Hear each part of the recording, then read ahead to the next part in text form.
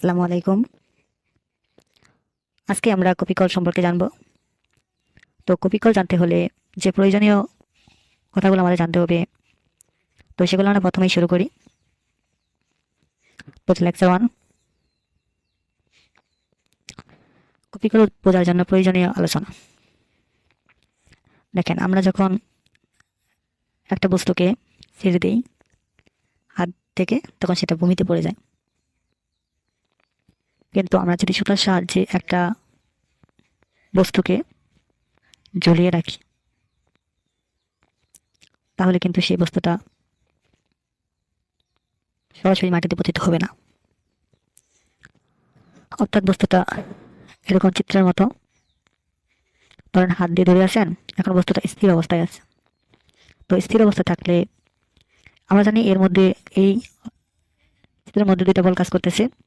আমরা যে হাত দিয়ে বস্তুটাকে ধরে আছি, তো আমাদের হাতের দিকে একটা টান বল কাজ করতেছে, যেটাকে আমরা ধরলাম T1, টি ধরলাম। এবং আমরা জানি প্রতিটা বস্তুর ওজন নিচের দিকে ক্রিয়া করে, তো এই বস্তুর ওজন নিচের দিকে ক্রিয়া করতেছে। তো এখানে লেখা আছে বস্তুটি হাত দিয়ে সুতার সাহায্যে ধরে রাখলে বস্তুর ওজন নিচের দিকে ক্রিয়া করে এবং সুতার টান উপরের দিকে ক্রিয়া করে। এখন এই উপরের দিকে টান বল আর এই ওজন বল দুটা সমান হয়, বস্তুটা স্থির থাকে। সমান না হলে কখনোই স্থির থাকতো না। যেমন ধরেন এখানে 10 নিউটন বল এইদিকে, 10 নিউটন বল এইদিকে। এখানে যদি আমরা সাম্যবিন্দু ধরি, তাহলে আলটিমেটলি এটা লব্ধি বল হয় 0। লব্ধি বল 10 - 10 0 নিউটন। তো এটা এন্টারি কনসেপ্ট। আবার আপনারা জানেন দুটা ভেক্টর বিপরীত দিকে ক্রিয়া করলে তাদের লব্ধির মান হয় 0। তবে সিম্পলভাবে বোঝার জন্য আপনারা এদিকে বুঝতে পারেন যে সমশক্তির 10 জন মানুষ এই দিকে এবং 10 জন মানুষ যদি এই দিকে ক্রিয়া থাকে, এই সাম্যবিন্দু থেকে যদি 10 জন মানুষ এইদিকে এবং 10 জন মানুষ এইদিকে সমশক্তি সম্পন্ন মানুষ যদি টানাটানি করে সেটা, তাহলে কিন্তু সাম্য অবস্থার কোনো সময় ঘটবে না। তার মানে কি, বস্তুটা স্থির থাকবে। আশা করি আমার বিষয়টা আপনারা বুঝতে পেরেছেন। তো যখন আমরা একটা সুতা দিয়ে একটা বস্তুকে ধরে রাখবো, তখন তো একইভাবে এখানেও আমরা মনে করি উপরের দিকে 10 জন মানুষ টানতেছে, 10 জন মানুষ, আর নিচের দিকে 10 জন মানুষ টানতেছে। তো আলটিমেটলি এটা কোনো উপরেও যাবে না, নিচেও আসবে না। তার মানে কি, তার মানে বস্তুটা স্থির থাকবে। আই থিঙ্ক আপনারা বিষয়টা বুঝতে পেরেছেন। তো কেস নাম্বার 2তে যখন বস্তুটাকে আমরা হাতের সাহায্যে ধরে টেনে টেনে উপরে তুলব, সেটা এখন দেখেন, এখানে একটা বস্তুকে আমরা হাত দিয়ে ধরে মনে করেন টেনে টেনে উপরে তুলেছি। এখানে কি কাজ করবে? একটা ত্বরণ কাজ করবে, কখনোই সমবেগ কাজ করবে না। তো যদি ধরেন এখানে ত্বরণ বল কাজ করলো, তার মানে অবশ্যই এইদিকে 12 নিউটন বল আর এইদিকে 8 নিউটন বল, এরকম একটা থাকতে হবে। তার মানে কি, যে লব্ধি আগের মতো 12 - 8, 4 নিউটন। তো এই 4 নিউটন বলে বস্তুটা উপরের দিকে যাবে, যেহেতু এদিকে বেশি, সুতরাং বস্তুটা 4 নিউটন বলে উপরের দিকে যাবে, আর নিচের দিকে কি বলটা ভ্যানিশ হয়ে যাবে। তো আমরা জানি কি F = ma। সুতরাং এখানে কি একটা ত্বরণ সৃষ্টি হলো, এই ত্বরণটা নিয়েই বস্তু উপরের দিকে উঠবে। তো আপনি এইভাবে কল্পনা করতে পারেন যে উপরে 12 জন মানুষ আর নিচে 8 জন মানুষ, তো বস্তুটা অবশ্যই উপরে উঠবে। তো এই ত্বরণের উপরে উঠবে। যখন উপরে উঠতেছে, তখন অবশ্যই অবশ্যই আমাদের হাতের দিকে যে টান বল কাজ করে সেটা বড় হবে, আর নিচে কি কাজ করে? ওজন। তো এখানে লব্ধি বল কত হবে? যদি এটা বড় বল হয়, তাহলে আমরা এখানকার মতো 12 - 8-এর মতো এখানে আমরা লিখতে পারবো টি, মানে টান বল মাইনাস বস্তুর ওজন = ma। ma হলো F = ma। এই অ্যাপটাই হলো লব্ধি বল এখানে। তো আশা করি আপনারা এই কেসটাও বুঝতে পেরেছেন। এখন কেস নাম্বার 3, যখন একটা বস্তু এ ধরনের নিচে নামবে, মানে আমরা হাত দিয়ে বস্তুটাকে নিচের দিকে নামাবো। তো এখন দেখেন, এখানে বললাম উপরের দিকে 8 নিউটন বল আর নিচের দিকে 12 নিউটন বল। তার মানে কি, সাম্য অবস্থা এটা এখানে। তো লব্ধি কত হবে? এত মাইনাস এত সমান সমান 12 - 8 সমান 4 নিউটন। তো 4 নিউটন বলে বস্তুটা কোন দিকে আসবে? নিচের দিকে। এটাও এভাবে কল্পনা করতে পারেন, নিচের দিকে যদি 12 জন মানুষ আর উপরের দিকে যদি 8 জন মানুষ টানাটানি করে, তাহলে অবশ্যই বস্তুটা এদিকে সরে আসবে আর এইদিকে 8টা ভ্যানিশ হয়ে যাবে। যদি এরকমই হয়, তাহলে এখানে টান বলটা কাজ করতেছে উপরের দিকে আর বস্তুর ওজন নিচের দিকে, কিন্তু বস্তুটা আলটিমেটলি আসতেছে নিচের দিকে। তো এই কারণে লব্ধি বল হবে বড় মাইনাস ছোট। যেমন এখানে 12 বড় ছিল 8 ছোট ছিল, তো বড় হলো ডাব্লিউ আর ছোট হলো টান বল সমান এম এ। তো আশা করি আপনারা এই পর্যন্ত আলোচনা বুঝতে পেরেছেন। তো এখন আমরা জানবো কপিকল সংক্রান্ত গাণিতিক সমস্যা সমাধানের জন্য স্মার্ট কিছু হিন্টস। তো 1 নম্বর হিন্টসটা হলো সুতার সংখ্যা যতটি কপিকলের টান বল ততটি। মানে একটা কপিকল সিস্টেমের যে কয়টি সুতা থাকবে, ধরেন সুতা একটি তাহলে টান বলও একটি, সুতা দুইটি টান বল দুইটি। বিষয়টা এরকম, এটা ম্যাথে কি আরও ক্লিয়ার হবেন, আবার একটু জেনে রাখেন। এখন একটা যখন কপিকল সিস্টেম থাকবে তখন ত্বরণ একটাই থাকবে, মানে একটা কপিকল সিস্টেমের ত্বরণ ভিন্ন হতে পারবে না, এটাই হলো মেন কথা। আর 3 নম্বরটা হলো বলের টান বলের দিক। এই টান বলের দিক সর্বদা, এটা মনে করেন যে একটা কপিকল, এই কপিকল এটা সুতার সাহায্যে বস্তু ধরাইলাম, এই টান বলের দিক সবসময় বস্তু থেকে সুতা বরাবর। তার মানে কি, এখানে যদি বস্তু থাকতো সবসময় এই বস্তু থেকে সুতা কপিকলের দিকে হবে। আরেকবার বলা যায় ঝুলন বিন্দুর দিকে হবে। তো এখানে যদি একটা বস্তু বড় থাকে তো এটা কি হবে, ঝুলন বিন্দুর দিকে, কখনোই এরকম উল্টা দিকে হবে না। আর বস্তুর গতির দিকে লব্ধি বল হবে 4 নাম্বারটা। তো এইটুকু জানলে আমরা মোটামুটি কপিকল সিস্টেমটা বোঝার জন্য পুরোপুরি প্রিপারেট। তো টাইপ 1 ম্যাথটা আমরা শিখবো এখন।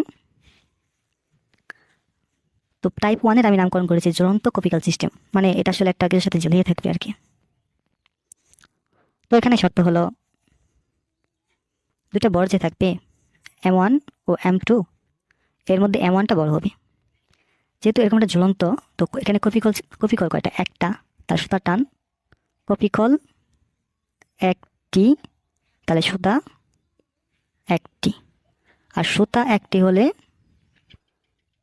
টান বল একটি। আগের ভিডিও এটাতে মিস হয়েছিল কিনা জানি না, তবে এটা মনে রাখেন, সুতা ততটি টান বল ততটি।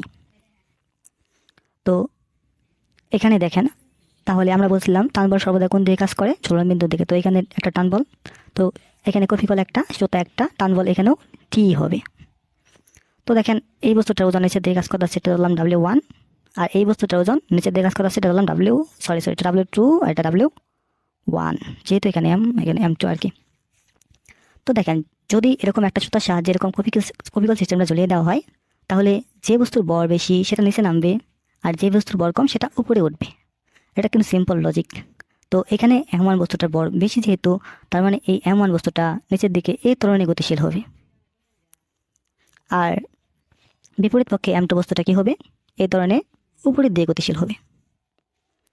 তো এখানেও আমরা কিন্তু লব্ধি বল বের করতে পারি। তো M1 বস্তুর জন্য লব্ধি বল হবে, M1 বস্তুর জন্য কি লেখা যায়, দেখেন যেহেতু ত্বরণ নিচের দিকে ক্রিয়াশীল, তার মানে ওই যে বলছিলাম F = যদি MA হয়, যেহেতু ত্বরণ নিচের দিকে ক্রিয়াশীল, তার মানে কি এই যেখানে যে বলটা ছিল এই বলটাও নিচের দিকে ক্রিয়াশীল। এখন ওই 4 নাম্বারটাই বলছিলাম যে লব্ধি বল সবসময় গতির দিকে হয়, তো এটাই গতি, তার মানে কি এইদিকে নিচে বেশি কাজ করতেছে, সুতরাং এখানে লব্ধি বল লেখা যাবে এটা বড় এটা ছোট। তো W1টা বড় হবে আর টিটা,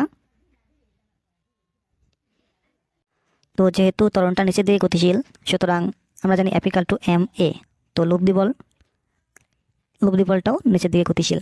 কারণ দেখেন এখানে যদি 8 নিউটন থাকে আর এদিকে যদি 12 নিউটন থাকে, তাহলে 4 নিউটন বলে এদিকে আসবে। তো ত্বরণ যদি এদিকে থাকে বলটাও সেম একই দিকে থাকবে। তো M1 বস্তুর জন্য যেহেতু W1টা বড় হবে, যেহেতু 4 নিউটন নিচে দিয়ে কাজ করতেছে, মানে W1টা বড়, এজন্য আমরা W1টাকে আগে রাখবো, আর টান বল যেটা ছোটো সেটাকে আমরা পরে রাখবো, ঠিক সুতার মতো। তো এটা সমান লেখা যাবে M1A, যেহেতু এখানে M1 বস্তু, তার মানে কি M1A, আর কপিকল সিস্টেমের ত্বরণ কিন্তু একটাই, সুতরাং একই থাকবে। তো আমরা একটু এক্সপ্লেন করি। আমরা জানি কি W = mg, তো এখানে আমরা লিখতে পারি W = M1c minus T = M1A। তো এটা আমরা 1 নং ইকুয়েশন দিই। এখন দেখেন একইভাবে আমরা M2 বস্তুর জন্য লব্ধি বলটা বের করব। তো যেহেতু এটা এই ত্বরণের উপরে উঠতেছে, তার মানে কি এইদিকে একটা বল আছে বলেই তো এখানে ত্বরণ সৃষ্টি হয়েছে। ধরেন এখানে লব্ধি বলটা ছিল 4 নিউটন, ওই আগের মতো এদিকে 12 নিউটন কাজ করতেছে আর নিচের দিকে 8 নিউটন কাজ করতেছে, তাহলে লব্ধি বলটা আলটিমেটলি 4 নিউটন বলে উপরের দিকে ক্রিয়াশীল। আর যেহেতু লব্ধি বলটা উপরের দিকে আছে, ত্বরণ উপরের দিকে দাও, ত্বরণ উপরের দিকে হলে এই টান বলটা অবশ্যই বড়, আর ডাব্লিউটা কি ছোট। তো এটা ইকুয়াল টু কি লেখা যায়, m2a, ওই যে F=ma, এম থেকে লব্ধি বলার জন্য এটা, আর ma ইকুয়াল টু এটা। তো T2 সমান কি লেখা, T সমান T তো T আর TW2 সমান লেখা যায় m2g, তো এটা ইকুয়াল টু m2a। তো এটা 2 নং ইকুয়েশন। এখন আমরা 1 নং যোগ 2 নং করব। তো m1g minus t plus t minus m2g equal to m1a plus m2a। তো এখানে দেখেন আমরা t1, এখানে টি কাটা যায়, তাকে এলো m1g মাইনাস m2g। তো m1g আমরা এখানে mg কমন নিলে এটা হয়, তো যেটা আমরা কমন নিয়ে সামনে লিখতে পারি, পিছনে লিখতে পারি, তো এখানে লিখে দিলাম। তো এখান থেকে আমরা সেমভাবে a কমন নিতে পারি, a কমন নিলে থাকে m1 m2। যেহেতু এখানে জায়গা শেষ, তো আমি লব্ধি ত্বরণটা আমি উপরে লিখে দিতেছি। তো দেখেন এখান থেকে আলটিমেটলি a সমান লেখা যায়, এটা এই পাশে যে ভাগাকার হয়ে যাবে, তো এটা ভাগাকার হবে।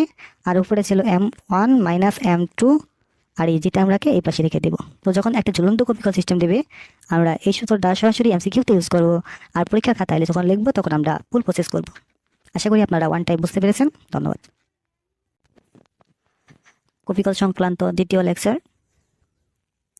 প্রথম লেকচারে আমরা টাইপ 1 শেষ করেছিলাম, দ্বিতীয় লেকচারে আমরা টাইপ 2, 3, 4 এবং 5 শেষ করব। তো এগুলো বোঝার জন্য আমাদের কিছু প্রয়োজনীয় হিন্টস জানতে হবে, ধরতে গেলে এটাকে কনসেপ্ট বলে। তো 1 নম্বর কনসেপ্টটা হলো, আমরা জানি এটা একটা টেবিল ধরলাম, এই টেবিলের উপর একটা অনুবারে বস্তু রাখা আছে। এখন বস্তুটা এদিকেও যাচ্ছে না, এদিকেও যাচ্ছে না, উপরে উঠছে না, নিচেও নামছে না, তার মানে কি বস্তুটা স্থির। এখন একটা বস্তু যখন স্থির থাকবে, তখন তার নিচের দিকে একটা ওজন বল কাজ করবে। আর আমরা জানি নিউটনের সূত্র মতে প্রতিক্রিয়া বলের একটা প্রতিক্রিয়া বল থাকে। তো এই টেবিল এই বস্তুকে একটা উপরের দিকে প্রতিক্রিয়া বল আর দিবে। তো ওই প্রথম কেস কপিকলের বোঝার জন্য সেখানে আমরা জানছিলাম যখন এই দুটা সমান হতো তখন বস্তুটা স্থির থাকতো। ঠিক একইভাবে এখানেও এই বস্তুর ওজন বল এবং টেবিল কর্তৃক প্রতিক্রিয়া বল সমান, তাই এই বস্তুটা স্থির থাকে। তো এখানে লব্ধি হয়ে যায় কত, আর মাইনাস ডাব্লিউ ইকুয়াল টু 0। তো আলটিমেটলি এই ওজন বল আর প্রতিক্রিয়া বল এখানে কোনো প্রভাব রাখে না। আর কনসেপ্ট 2, ঘর্ষণ বল সাধারণত গতির বিপরীতে কাজ করে। যেমন বস্তুটি যদি এই দিকে চলতে থাকে এই ধরনের F বল প্রয়োগ করার ফলে, আর ঘর্ষণ বল তাকে এই দিক থেকে মানে বিপরীত দিক থেকে বাধা দেবে।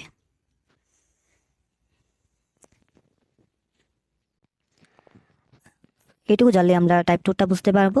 তো টাইপ 2টা শুরু করি। তো এখানে আমরা টাইপ 2 নামকরণ করছি একটা বস্তু টেবিল বা বেঞ্চের উপর রাখা। তো টেবিলটা ছিল ঘর্ষণবিহীন।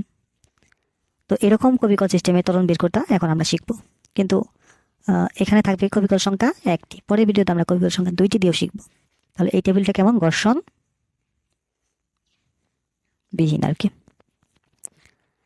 তো দেখেন এখানে 2টা বস্তু আছে আর এই একটা কপিকল। আমরা বলছিলাম টান বল সর্বদা কপিকল বা ঝুলবিন্দু দিয়ে কাজ করে।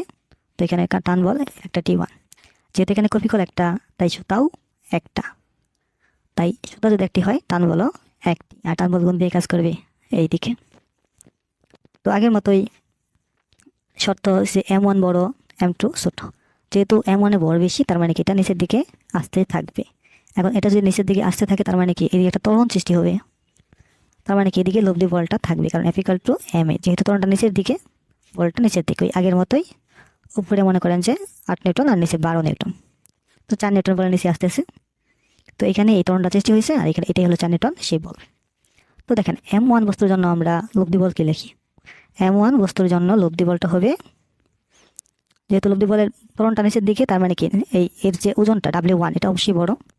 তো লব্ধি বল হবে W1 মাইনাস T, উপরের দিকে টিটা ছোট, ইকুয়াল টু M1A। সিস্টেমের ত্বরণ যেহেতু একটাই ফিক্সড, তো এটাই। তো এটাকে আমরা W1 এর সূত্রটা লিখে ফেলি, W1 সমান M1G minus T equal to M1A। তো এটা হলো 1 নং ইকুয়েশন। এখন একটু আগে যে আমরা কনসেপ্টটা শিখলাম একটা স্থির বস্তুর উপর দুটা বল ক্রিয়া করে, তো একটা ক্রিয়া বল যেটা নিচের দিকে ডাব্লিউ, আর একটা বল উপরের দিকে প্রতিক্রিয়া বল দেয়, তার যার ফলে বস্তুটা স্থির থাকে। এখন এই বল আর এই বল সমান থেকে তাদের স্থির থাকে বস্তুটা, তো এটা সমান এটা। তো এদের লব্ধি মানে কি, এদের যোগফল। লব্ধি হলো দুটি ভেক্টরের যোগফল, যেহেতু এটা একটা ভেক্টর, এটা একটা ভেক্টর,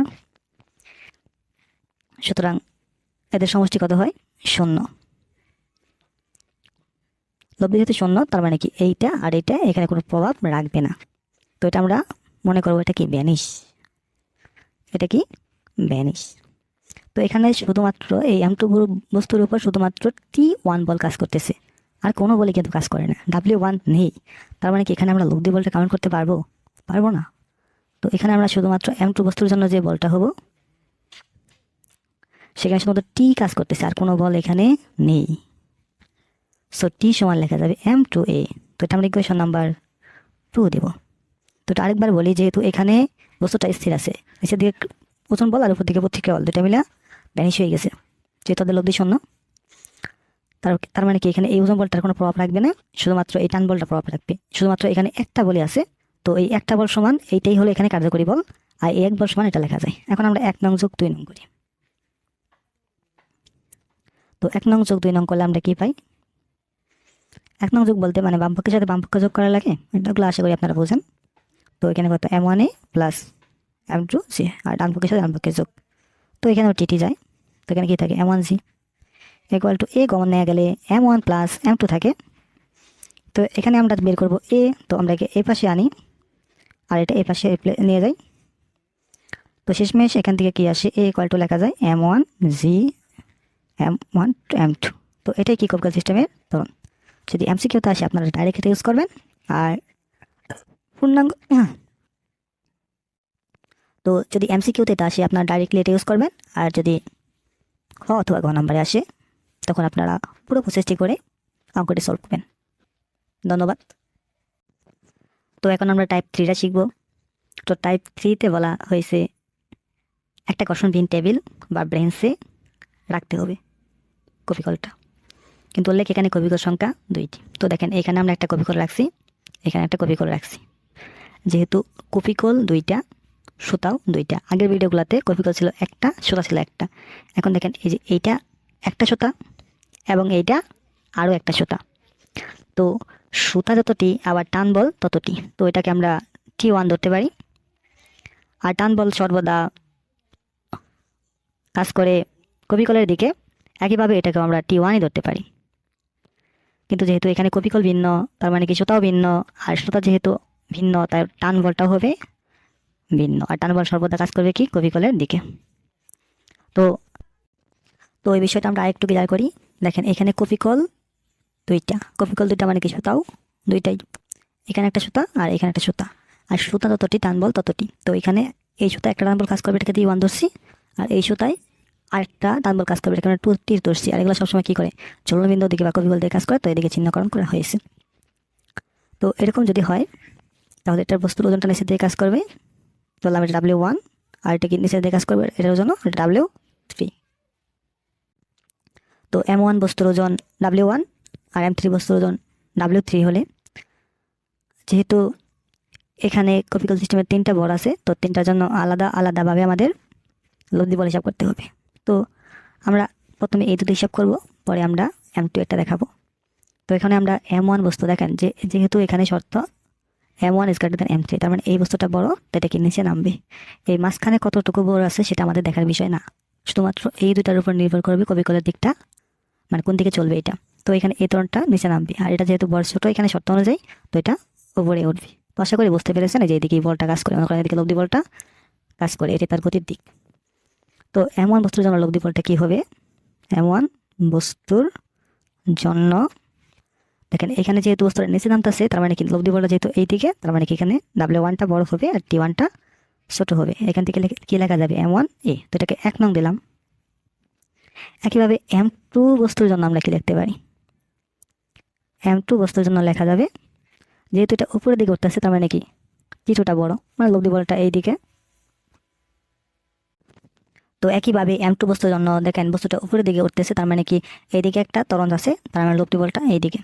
তো একইভাবে ওই যে 12 নিউটন 8 নিউটন, তাহলে লব্ধি বল তো 4 নিউটন, তার মানে কি টি2টা বড় আর W3টা সরি W3টা ছোট, ঠিক আছে। তাহলে এখানে কি লেখা যায় লব্ধি বল T2 minus W3 equal to M2A, যেহেতু কবিকল সিস্টেম ত্বরণ একটা তাই, তো এটাকে আমরা 2 নং ধরি। এখানে লব্ধি বল হবে যে উপরেরটা বড় মাইনাস ওজন যেহেতু ছোট তাই, তারপরে M2A। তো এখন আরেকটা বাদ আছে, সেটা হলো M3। M3 বস্তুর জন্য কি লেখা যায়, M2 বস্তুর জন্য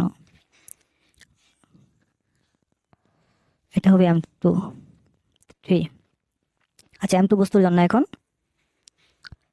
M2 বস্তুর জন্য দেখেন এটার ওজন কোন দিকে কাজ করতেছে, নিচের দিকে W2, আর একটা প্রতিক্রিয়া বল উপরের দিকে কাজ করে। আমরা জানি টেবিলের উপর একটা বস্তু যখন স্থির থাকবে তখন নিচের দিকে ওজন বল এবং উপরের দিকে প্রতিক্রিয়া বল আর কাজ করে। আর আগে শিখে আসছি এই আর W কি হয়, সমান হয়, তার ফলে বস্তুটা উপরেও যায় না নিচেও আসে, নিচেও নামে না। তো এটা যেটা সমান হওয়ার কারণে এটা কি হয়ে যায়, ভ্যানিশ হয়ে যায়। তো এটাও ভ্যানিশ, এটাও ভ্যানিশ। এখন দেখেন এই M2 বস্তুর উপর কয়টা বল ক্রিয়াশীল, এই একটা, তার মানে যদি এটা M2 বস্তু হয়, এদিকে একটা বল ক্রিয়াশীল সেটা হলো টান T2 বল, আর এদিকে একটা বল ক্রিয়াশীল এটা টান বল T1 বল। তো যেহেতু এই দুটা মানে ক্রিয়াশীল, এরপরে বস্তুটা এদিকে গতিশীল, তার মানে ধরেন এদিকে অবশ্যই 12 নিউটন আর এদিকে 8 নিউটন। বিষয়টা হচ্ছে এরকম, তার মানে এদিকে কম ছিল এদিকে বেশি ছিল, তার মানে 4 নিউটন বলে সে এদিকে আসতে আছে, তার মানে কি ত্বরণটাও এইদিকে ক্রিয়াশীল। যেহেতু এই যে এই ত্বরণটা নিচের দিকে, সুতরাং এই কপিকল সিস্টেমটা পুরোটা সম্পূর্ণ এই দিকে আসবে, কারণ এটা ত্বরণটা উপরের দিকে, এটা সামনের দিকে, এভাবে আগাবে। তো সেই অনুযায়ী আমরা কি বলতে পারি, T1টা বড় হবে আর T2টা ছোট হবে। তো এখানে লব্ধি বল শুধুমাত্র T1 minus T2 equal to M2A। এখানে W2টা ভ্যানিশ হওয়ার কারণে কাউন্ট হয় নাই। তো চলেন আমরা এটাকে 3 নং দিলাম। এখন আমরা 1 যোগ 2 যোগ 3 করবো, তাহলেই আমরা কপিকল সিস্টেমের ত্বরণটা পেয়ে যাব। তো প্রথম 1 যোগ যদি করি W1 minus T1 plus T1 minus T2 plus T2 minus T3। তো এখানে যেহেতু জায়গা শর্ট, আমরা একবারে এই পাশ থেকে এটা কমন নিয়ে M1 M2 M3টা লিখে দিই। তো এর জায়গায় আমরা M1 G বসাইতে পারি। দেখেন এই T1 বাদ, এই T2 বাদ, মাইনাস প্লাস থাকার কারণে। তো এখানে দেখা যায় কি M3G equal to M1 M2 M3।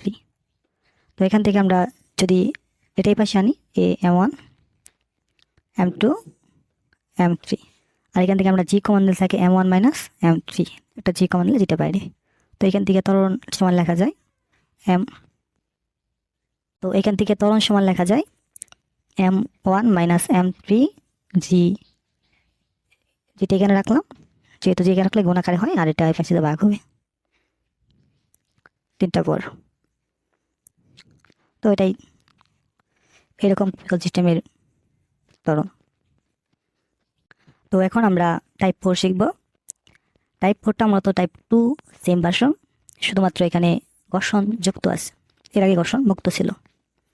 তো দেখেন এখানে একটা কপিকল একটা সুতা, আর একটা সুতা মানে কি একটা টান বল, তো এটা T1 এটাও T। তো শর্ত কি M1 = M2, তার মানে কি এটা নিচের দিকে ত্বরণ লাগবে, আশা করি বুঝতে পারছেন, আর এটা সামনের দিকে ত্বরণ আগাবে, এই ত্বরণ আগাবে। তো কপিকল সিস্টেমে ত্বরণ এই ধরলাম, ধরার পর তাহলে M1 বস্তুর জন্য কি হবে, M1 বস্তুর জন্য আগের মতো সেম থাকবে। যেহেতু এটা নিচে দিয়ে আনতেছে তাহলে কি ওজনটা বড়, W1 minus T equal to M1, এটা 1 নং ইকুয়েশন। আর M2 বস্তুর জন্য এটা একটু স্পেশাল ভাবে বুঝতে হবে। তো দেখেন এখানে যে উপরের দিকে প্রতিক্রিয়া বল আর নিচের দিকে ওজন, তারপর এটা ভ্যানিশ হয়ে যায়, এটা ভ্যানিশ হওয়ার পর এদের আর এখানে থাকে না, কাজ করে না। কিন্তু এইখানে কি হয়, এই বস্তুর উপর দেখেন একটা বল এই দিকে কাজ করতেছে আর একটা ঘর্ষণ বল আছে। যেহেতু বস্তুটা এই দিকে চলতেছে, আমরা জানি ঘর্ষণ বল গতির বিপরীতে কাজ করে, যেহেতু এটা এই দিকে গতিশীল, তবে এ হলে এই দিকে একটা ঘর্ষণ বল ধরলাম Fকে কাজ করবে। যারা এই অধ্যায়ে পড়ে আসছেন তারা অবশ্যই ঘর্ষণ বল কি বুঝতে পারবেন, আর যদি বুঝতে না পারেন কমেন্টে জানাবেন, আমি ঘর্ষণ বল সম্পর্কে ভালো ধারণা দেব। তো এখানে তো এই বস্তুর উপর আসলে ক্রিয়ারত বল কয়টা, এটাকে M2 বস্তু ধরলাম। তো এই বস্তুর উপর ক্রিয়ারত বল হইলো এই দিকে কাজ করতেছে T বল আর এই দিকে কাজ করতেছে Fকে বল। তারপরে বস্তুটা সামনে দিয়ে গতিশীল, তার মানে কি এদিকে 12 নিউটন আর এদিকে 8 নিউটন, তার মানে কি এদিকে 4 নিউটন বলে ক্রিয়াশীল গতিশীল। তো এদিকে এটা কি ভ্যানিশ। যেহেতু এদিকে 4 নিউটন বলে ক্রিয়াশীল, তার মানে কি এটা বড় আর এটা ছোট। তো সেই কনসেপ্ট অনুযায়ী আমরা লিখতে পারি কি টি মাইনাস এফ কে, এটাই হলো M2 বস্তু লব্ধি বল ইকুয়াল টু M2 এ। তো একইভাবে আমরা 1 নং যোগ 2 নং করব। এখন 1 নং যোগ 2 নং করলে কি হয়, W1 minus T plus T minus F K equal to M1 A plus M2 এ।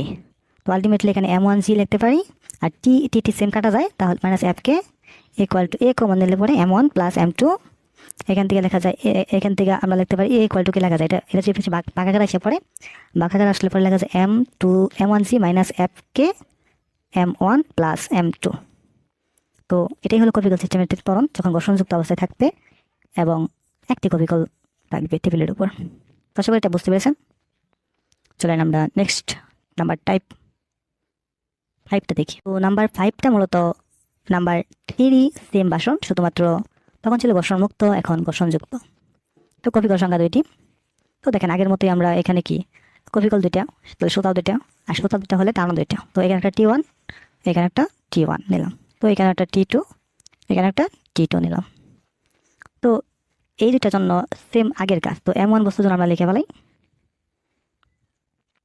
তো যে আগের মতো এদিকে ত্বরণ, এটা যেহেতু বাড়ি নিচের দিকে নামবে, ত্বরণ এটা নিচের দিকে আর এটা কি উপরের দিকে। কারণ কি, কারণটা হলো ওই যে এদিকে 12 নিউটন বল ছিল আর উপরের দিকে 8 নিউটন বল ছিল।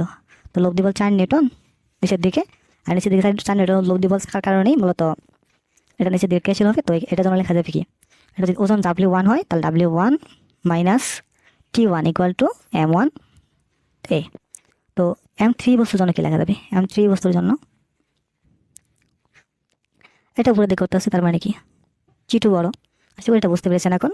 W2 equal to M2 M3 এটা কত 2 নং 2 নং, ঠিক আছে। এখন আমাদের এইটা নিয়ে আসল ম্যাজিক, যেটা ফলাইপান অনেক বল করে। তো আশা করি এই ভিডিওর পর আপনারা খুব ভালো করে সেটা বুঝতে পারবেন। তো এখন M2 বস্তুর জন্য আমরা দেখেন কী করতে পারি। দেখেন এখানে টেবিলটা যেহেতু উপর দিকে করতেছে আর এটা নিচে গ্রামটা আছে, তার মানে কি এখানে যে বলটা আছে এটার উপর কোনো কিছু নির্ভর করবে না। তার মানে কি এটা এই ধরনের এদিকে আসবে, আমরা আগে বলেছিলাম এটা টাইপ 3-তে। তো দেখেন এই বস্তুর উপর কয়টা বল কাজ করছে, একটা, এটা M2 বল বস্তু। তো এইদিকে T1 বল আর এইদিকে T2 বল কাজ করছে। যেহেতু এটা এই দিকে আস্তে আস্তে মানে কি T1 is greater than T2, একটু বড়। ঠিক টাইপ 3 মধ্যে আমরা না 4 দেখছিলাম এটা। তো এখন এখানে কি আছে, ঘর্ষণযুক্ত টেবিল। তার মানে কি এখানে একটা ঘর্ষণ বল এর আছে, এটা কি F-কে। দেখেন এইদিকে একটা বল আর এইদিকে 2টা বল, তারপরেও কিন্তু এটা এইদিকে গতিশীল। তার মানে কি এই T1 কি হবে, এদের সমষ্টি অপেক্ষা গতিশীল। তো আমরা এখানে এঁকে ফেলেছি। তো এখানে M2 এর উপর এইদিকে T1 বল আর এইদিকে T2 বল কাজ করতেছিল চিত্রে, আর এখানে একটা ঘর্ষণ যুক্ত আছে, তার মানে কি এটাও এখানে অ্যাড হয়ে গেল। তো দেখেন যেহেতু এটা উপরে দিকে করতেছে আর এটা নিচের দিকে নামতেছে, আর এটা কি তাহলে অবশ্যই সামনে আগাবে। যদি সামনে আগায় তার মানে দেখেন এই দুইটা বল তাকে প্রতিহত করতে পারে নাই, তারপরে বস্তুটা এদিকে আসছে। ওই একইভাবে এদিকে 12 নিউটন ছিল আর এদিকে 10 জন ছিল, 8 জন ছিল আর কি। তারপরে 4 নিউটন বলে এদিকে আসছে, তার মানে কি এটা বড়, তার লব্ধি বলে কি হবে, এটা থেকে এটা বাদ। তো এই M2 বস্তুর জন্য লব্ধি বলটা হবে T1 মাইনাস T2 প্লাস F-কে ইকুয়াল টু M2A। ওইটা আমরা 3 নং ইকুয়েশন দিলাম। চলেন এটা আরেকটু ক্লিয়ার করি। দেখেন এইদিকে T1 বল আর এইদিকে T2 প্লাস F-কে, দুটা বল কাজ করছে। তারপরে বস্তু যেহেতু এইদিকে গতিশীল, তার মানে এই দুটার সমষ্টি অপেক্ষা এটা বড়, তাই এটা থেকে আমরা এই দুটার সমষ্টি বাদ দিব। বাদ দিলে পরে আমরা লব্ধি বলটা পাবো, এটা ইকুয়াল টু M2A। এখন আমরা আগের পেজে প্রাপ্ত 3টা সমীকরণ যোগ করব। আর আমরা যোগ করার ক্ষেত্রে জানি বাম পক্ষের সাথে বাম পক্ষের যোগ হয় আর ডান পক্ষের সাথে ডান পক্ষের যোগ হয়। তো বাম পক্ষেরগুলো আমরা যোগ করলাম।